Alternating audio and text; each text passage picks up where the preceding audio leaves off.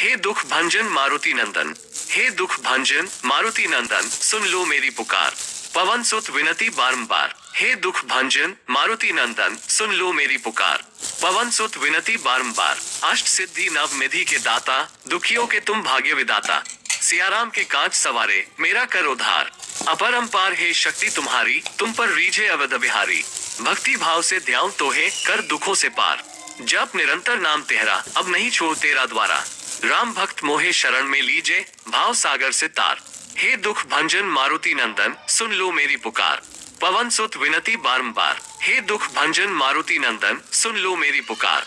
पवन सुत विनती बारंबार। अनुवाद, हे दुखों को दूर करने वाले मारुति के पुत्र, मेरी पुकार सुनो।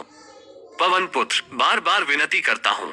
हे दुखों को दूर करने वाले मारुति के पुत्र, मेरी पुकार सुनो। पवन पुत्र, बार बार विनती करता हूँ। अष्ट सिद्धियों और नव निधियों के दाता, दुखियों के तुम भाग्य विधाता। श्री राम के कार्यों को पूर्ण करो, मेरा उद्धार करो। तुम्हारी शक्ति अपरंपार है, तुम पर अवध के बिहारी रीझते हैं।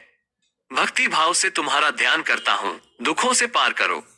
तुम्हारा नाम निरंतर जपता हूँ, अब तुम्हारा द्वार नहीं छोड़ूंगा।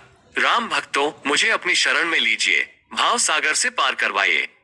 हे दुखों को दूर करने वाले मारुति के पुत्र, मेरी पुकार सुनो। पवन पुत्र, बार बार विनती करता हूँ। हे दुखों को दूर करने वाले मारुति के पुत्र, मेरी पुकार सुनो। पवन पुत्र, बार बार विनती करता हूँ। व्याख्या, ये भजन भगवान हनुमान की स्तुति करता है। भक्त हनुमान से अपने दुखों को दूर करने और उन्हें श्री राम की भक्ति के मार्ग पर ले जाने की विनती करता है। पहले 2 श्लोकों में भक्त हनुमान को दुखों को दूर करने वाला और श्री राम का भक्त बताता है। वो हनुमान से अपनी पुकार सुनने की विनती करता है। तीसरे और चौथे श्लोकों में भक्त हनुमान की शक्ति और कृपा की प्रशंसा करता है। वो हनुमान से उसे अपने दुखों से पार कराने की विनती करता है।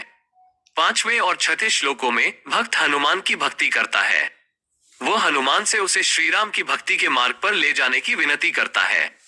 7वें और 8वें श्लोकों में भक्त हनुमान से उसे अपनी शरण में लेने की विनती करता है।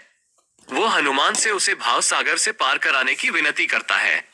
इस भजन के माध्यम से भक्त हनुमान की कृपा और आशीर्वाद प्राप्त करने की उम्मीद करता है।